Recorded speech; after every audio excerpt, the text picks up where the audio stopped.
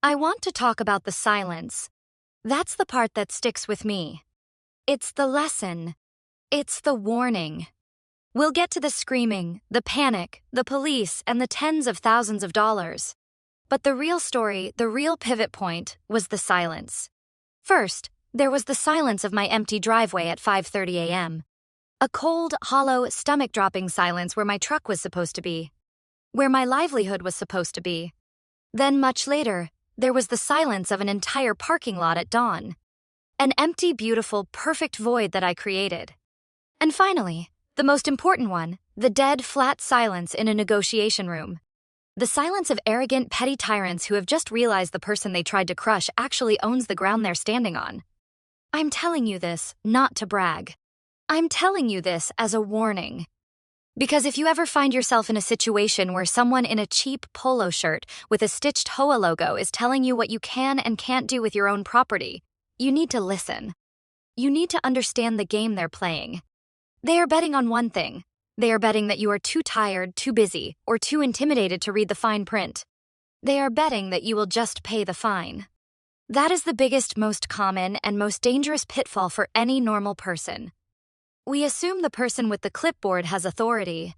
We assume the rules are legitimate. My name isn't important. What I am is a contractor.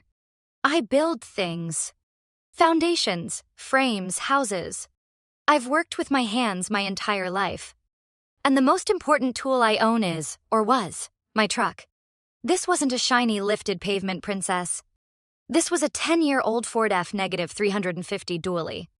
It was scarred, it was scratched, it had mud on the fenders and a faint smell of hydraulic fluid in the cab. That truck was my office. It was my toolbox. It was my bank account. In the bed, I had my heavy-duty compressor, my chop saws, my levels. In the crew cab, I had my blueprints, my invoices, my entire business. Without that truck, I don't work. I don't get paid. I don't pay my mortgage. It is that simple. So when I walked out that Tuesday morning, that is the day it happened. I remember it was a Tuesday because I had a time-sensitive foundation pour scheduled. The concrete truck was meeting me at the site at 7 a.m. You don't delay a concrete truck. The alarm went off at 5 a.m. I did what I always do. I made coffee, black, strong. I kissed my wife while she was still asleep. I grabbed my lunchbox. I walked through the garage and out onto my driveway. And I stopped. My brain just stalled. You know that feeling. When what you are seeing is so wrong that your mind just refuses to process it. My driveway was empty. My first thought wasn't the HOA. My first thought was theft. Pure, cold, adrenaline-fueled panic. My stomach didn't just drop, it felt like it fell out of my body. My keys felt heavy in my hand. I could feel the blood drain from my face. Stolen. Someone stole my truck. I'm ruined. How do I call the client? How do I call my crew? How do I call the insurance? My throat went completely dry. I was literally patting my pockets as if I'd somehow put the 3-ton truck in my jacket. I took a step forward. All that was left were 2 dark, greasy tire marks on the concrete. The marks from the tow truck. But I didn't know that yet. I thought those were my marks. I was spinning in a circle, just scanning the street. The street was dark, silent. No one was around. I was about to dial 911. My fingers were shaking so bad I could barely unlock my phone. And that is when I saw it. Taped to my front door. It wasn't a gentle taping. It was plastered on 4 long strips of packing tape, 1 on each side. An aggressive, you will see, this kind of taping.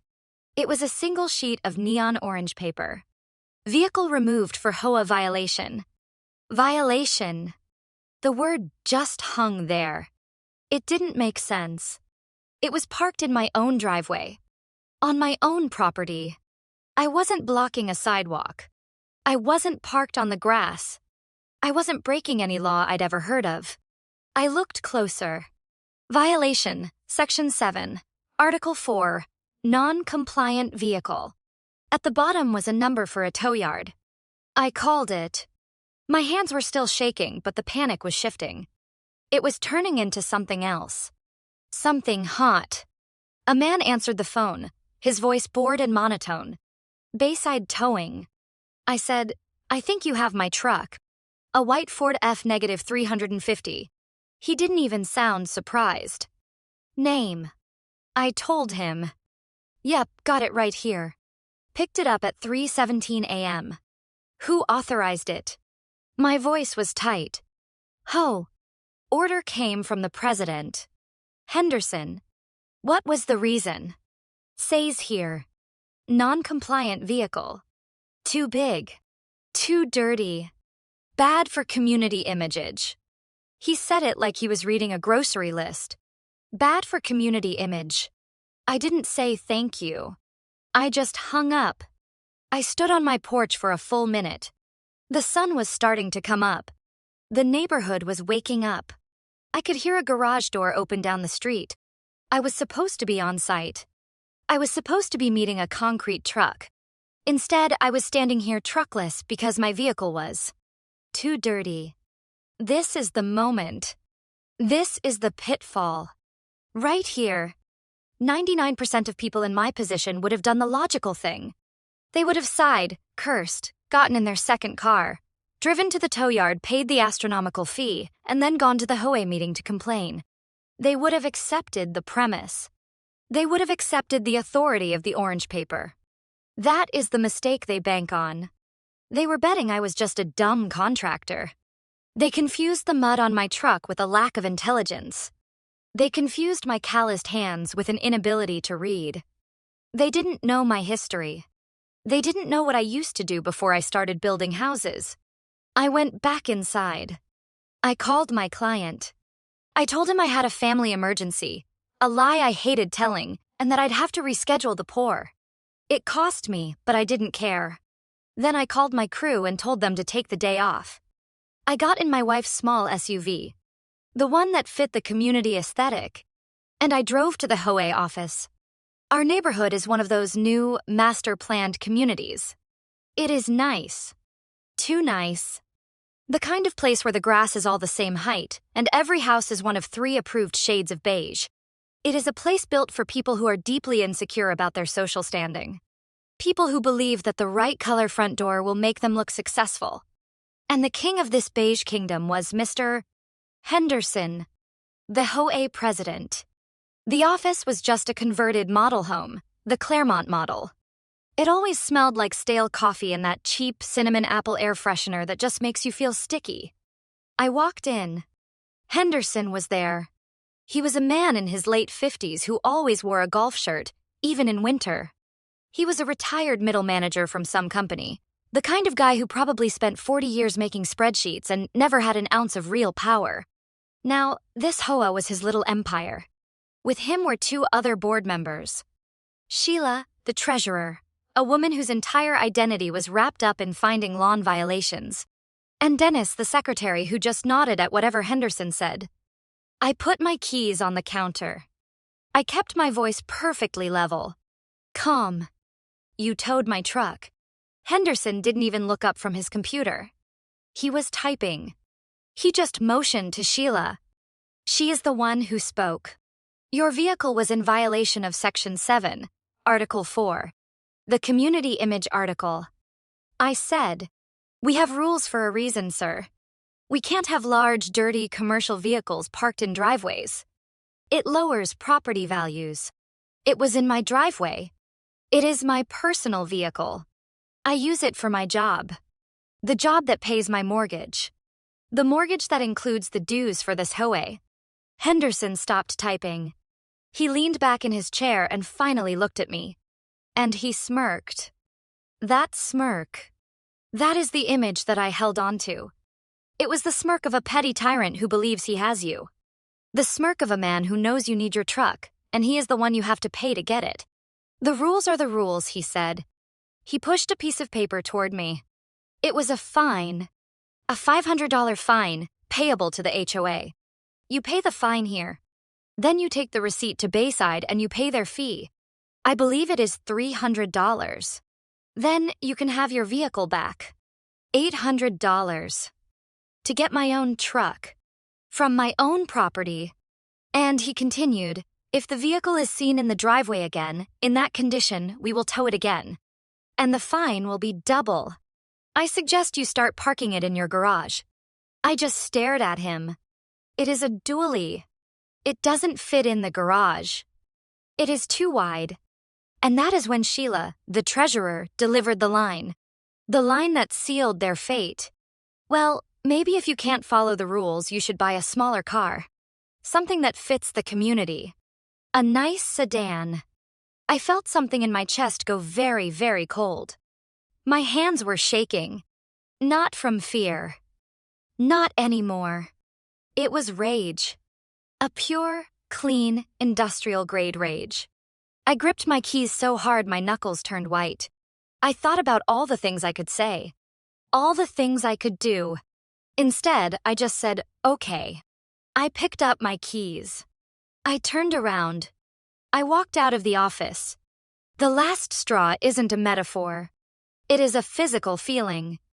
It is the moment your entire perspective shifts and the path forward becomes crystal clear. They thought they had won. I heard Henderson chuckle as the door closed. They thought I was a beaten man, going to get his checkbook. They were wrong. I sat in my wife's SUV for a long time. I was just thinking, processing. They didn't know me. They saw me as the help, the guy who gets dirty for a living. They didn't know that for 15 years before I ever hammered a nail, I ran a company called Apex Towing and Recovery. I didn't just tow illegally parked cars. I specialized in heavy-duty recovery. I was the guy the state police called when a semi-truck full of frozen chickens flipped over in a ravine. I was the guy who cleaned up 30 car pileups on the interstate. I'd pulled buses out of rivers and concrete mixers out of sinkholes. My old life was about applying massive, overwhelming force with surgical precision. I'd sold the main business a few years back to focus on construction. It was less stressful, but I kept two of my best trucks. My monsters. They were sitting in a rented storage yard 10 miles away. One was a Peterbilt 379 wrecker. A 50-ton rotator. I called her Bertha. She was my baby. She could lift a tank. The other was a Kenworth T800, a low-profile flatbed with a 30-foot deck, built to carry exotic cars or, in a pinch, other tow trucks.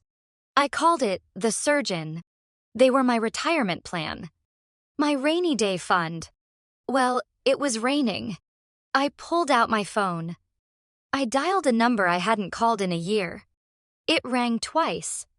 Sal. Sal was my old foreman. A brilliant, grumpy 60-year-old mechanic who owed me more than a few favors. He hated suits and bureaucrats more than I did.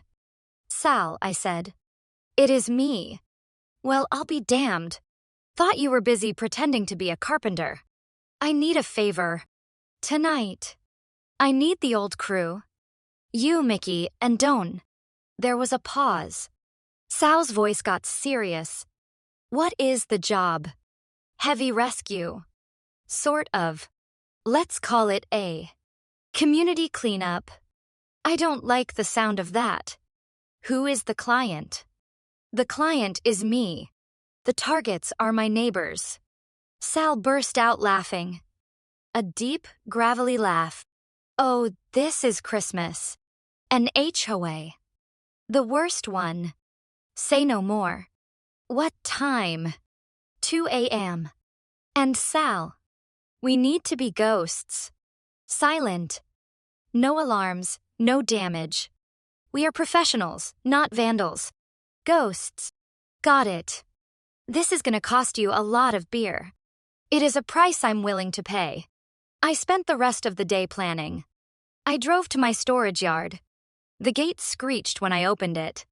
Bertha and the surgeon were dusty, but their batteries were on a trickle charger. I turned the key on Bertha. The big diesel engine turned over once, then roared to life with a cloud of black smoke.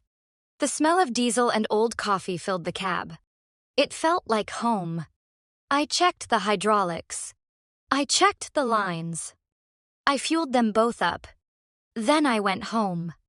I made dinner with my wife. I told her the truck was towed. She was furious. I said, "Don't worry. I have a plan to get it back. She asked, what? It is better if you don't know, I said. Just don't look out the window tonight. At 1:45 a.m., I met Sal, Mickey, and Dawn at the entrance to the subdivision. We didn't roll in with lights. We staged the big trucks on the main road, out of sight. We used my wife's SUV to drive the perimeter. The HOA parking lot was right by the community pool and the office. It was a large 40-space lot. And it was full. This wasn't just visitor parking. This was where the board members, who all lived in the townhouses nearby, parked their primary cars. This was where the overflow from residents who had too many cars parked. And this is where we get to the fine print. The HOA and Henderson had made a critical, fatal error. The error that goes beyond their arrogance. The one that took this from a dispute to a checkmate. Before this land was a subdivision, it was just land. Parcels. Owned by different people. The developer who built this place in the early 2000s had bought up most of it. But not all of it. He'd leased a few key parcels. One of those parcels was Lot 7B. The parcel that contained the driveway, the entrance, and the entire community parking lot. The developer had leased that land from me. I'd bought it as an investment 10 years before I even started my towing company. It was just a stupid piece of scrubland. The developer gave me a 20-year lease. The HOA, formed after the developer left, just took over the lease. And 18 months ago, that lease had expired. I'd sent them a notice. A certified letter to the HOA office. The lease for Lot 7B is expiring. I am willing to negotiate a new one.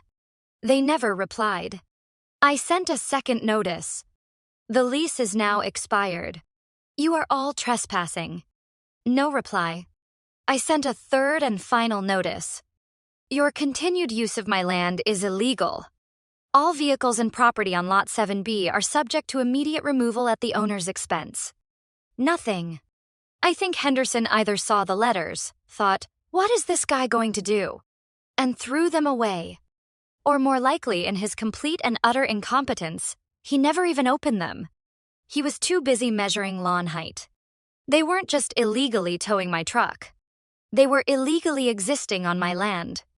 And now, I was here to collect the rent. Okay, I said to Sal. 2 a.m. We're live. We start with the trophies. We rolled the big trucks in. No lights. Just my small team with headlamps. We were a ghost crew. The first target, Henderson, brand new, shiny black BMW 7 Series. It was parked, of course, in the future resident of the month spot right by the office. Sal, you take this one, I whispered. I want it pristine. Sal nodded. He didn't use the boom. He used the surgeon. He and Mickey used go-jacks, little hydraulic skates under each wheel. They lifted the car 4 inches off the ground without the key ever getting near it. They rolled it onto the low-profile flatbed. They strapped it down. 10 minutes. The BMW was gone, and its alarm never even chirped. Target 2, Sheila's white Lexus SUV. The one she used to patrol the neighborhood. I took that one with Bertha. I used the underreach, gently lifting it by its frame. No drag, no noise. Just the quiet whine of hydraulics. Lift. Secure. Gone. Target 3, the HOA's official vehicle. A stupid little golf cart with an orange flashing light on top. I looked at Sal. Sal looked at me.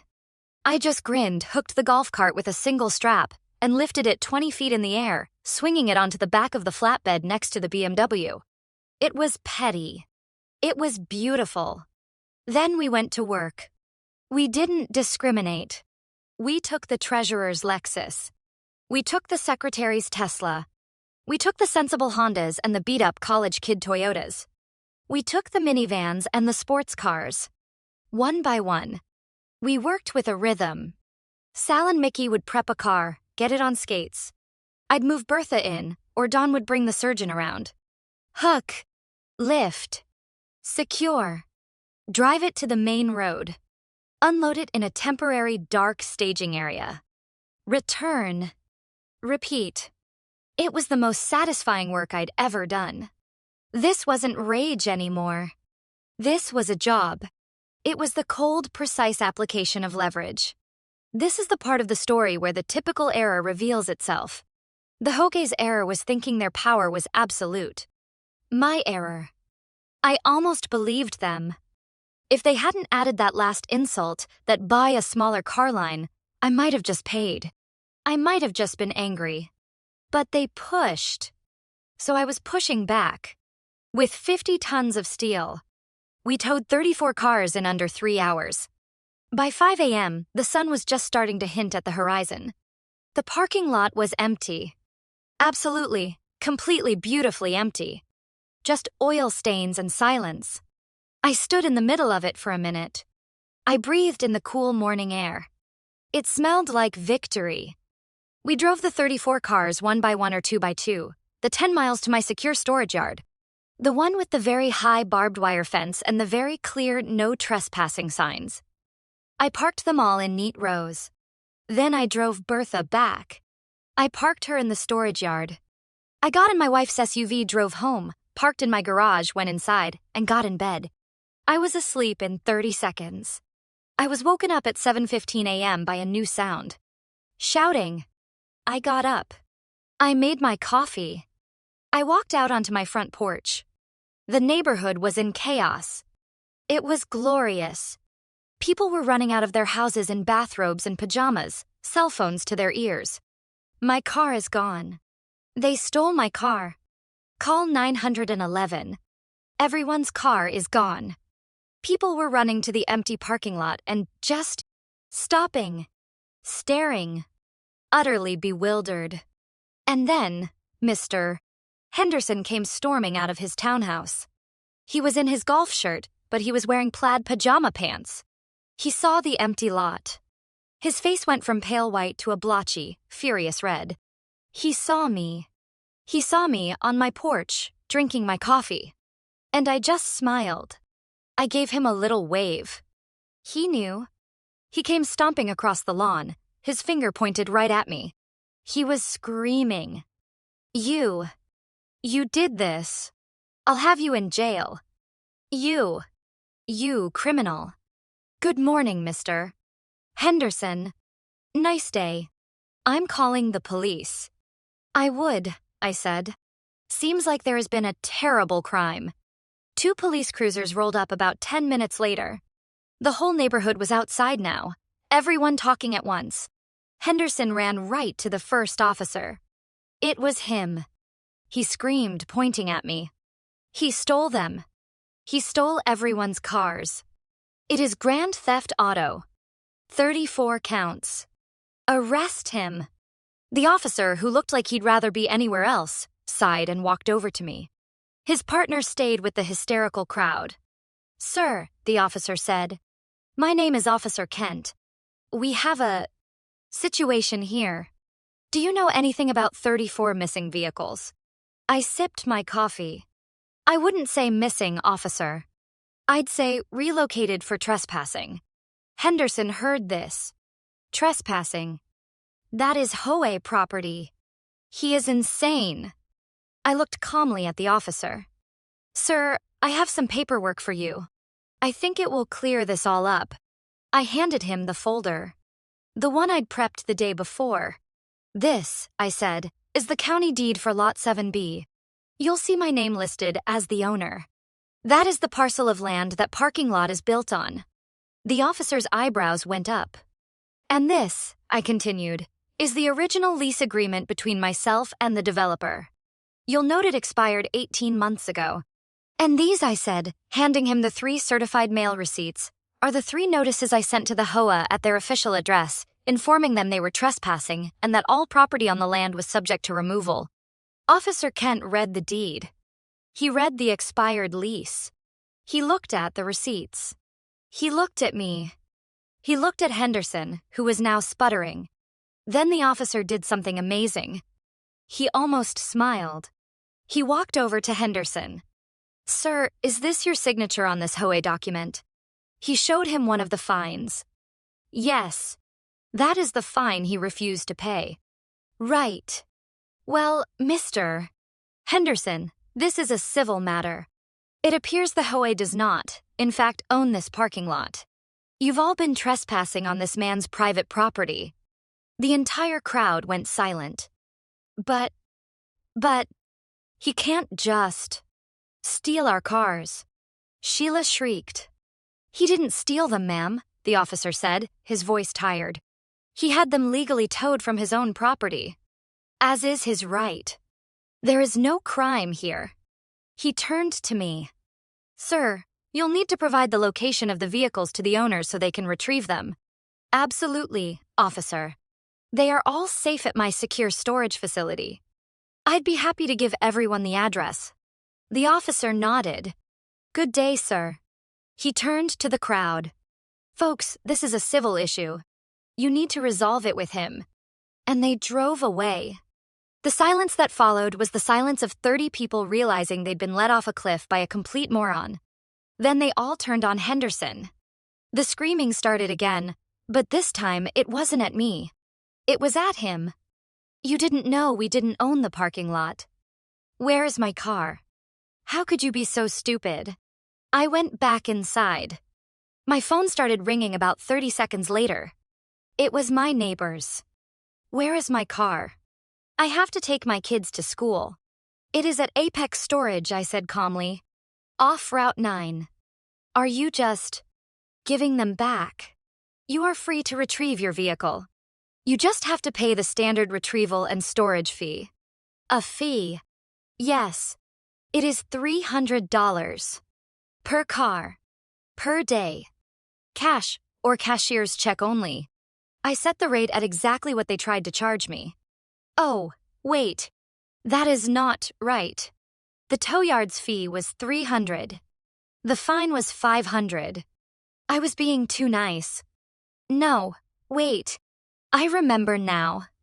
The tow yard was $300. The fine was $500. My rate was triple the standard rate. It was $900 per car. Per day. The math got ugly fast. 34 cars. Over $30,000. For the first day. The emergency HOA meeting that night was legendary. I didn't go. I just sat on my porch and listened to the shouting matches from the office. People demanded resignations. People threatened to sue the board. The entire power structure of the neighborhood imploded in one night. The board, Henderson and Sheila, were recalled by an emergency vote the next day. A new, very humble temporary committee came to my door 2 days later. It was 3 of my neighbors who I'd always been friendly with. They looked terrified. Mr. Fad, one of them, a guy named Tom, started. We are so sorry. We had no idea. We're here to negotiate. There is nothing to negotiate, Tom. The price is the price. The bill is now over $60,000. They all looked like they were going to be sick. We don't have that, Tom said. The HOA reserve fund has $40,000. Total. If we pay this, the HOA is bankrupt. That sounds like a you problem, Tom. You all let that man, Henderson, act like a king. You all enjoyed the community aesthetic while he was harassing people. You were complicit. You were lazy. You didn't read the fine print. And this is the stupid tax. This is the lesson for everyone. The pitfall. Don't be lazy. Don't be complicit. Don't ever let someone else do your thinking for you, especially when they're drunk on tiny amounts of power. The consequences of their arrogance always roll downhill. And you're at the bottom. They begged. They pleaded. Finally, I held up my hand. Okay. I'll negotiate. On my terms. They are not debatable. They all nodded, just desperate. 1. You will pay every penny of the storage fees. The full $60,000 plus. I don't care if you have to do a special assessment on every homeowner. That is your problem. They flinched. 2. You will go to Bayside Towing and pay my $800 fine. You will bring me the receipt and my truck. My truck will be delivered to my driveway, washed, and with a full tank of gases. 3. You will sign a new 20-year lease for Lot 7B. The rent will be triple the old rate, with an automatic 5% annual increase. And it will include a new clause. I can park any vehicle I own of any size or condition on any property I own forever. You will never tow me again. 4.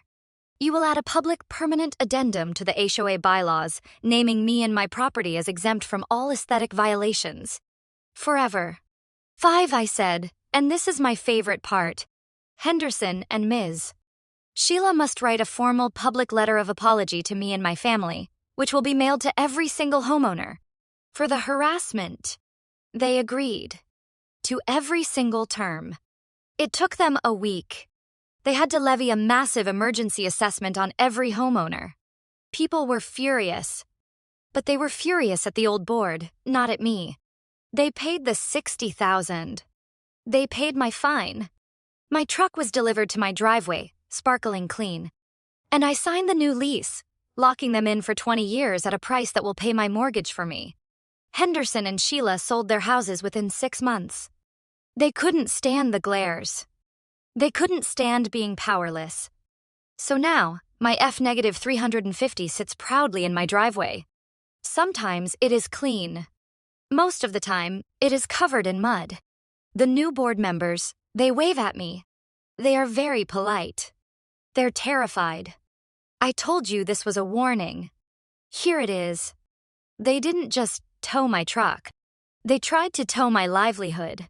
They tried to tow my dignity. They made the one single critical error that all bullies make. They assumed their victim was weak. They never stopped to ask, what does this person know that I don't? If you get into a fight with a bureaucracy, don't argue about the rules. Don't debate aesthetics. You're playing their game. You will lose. You need to go find the deed. Go find the lease. Go find the bylaw they broke. Find the one forgotten, dusty piece of paper that holds more power than their entire committee. The clipboard is temporary. The deed is forever. They thought they owned the road. I just had to remind them, I'm the one who builds the roads. And in this case, I'm the one who owned the pavement right under their feet.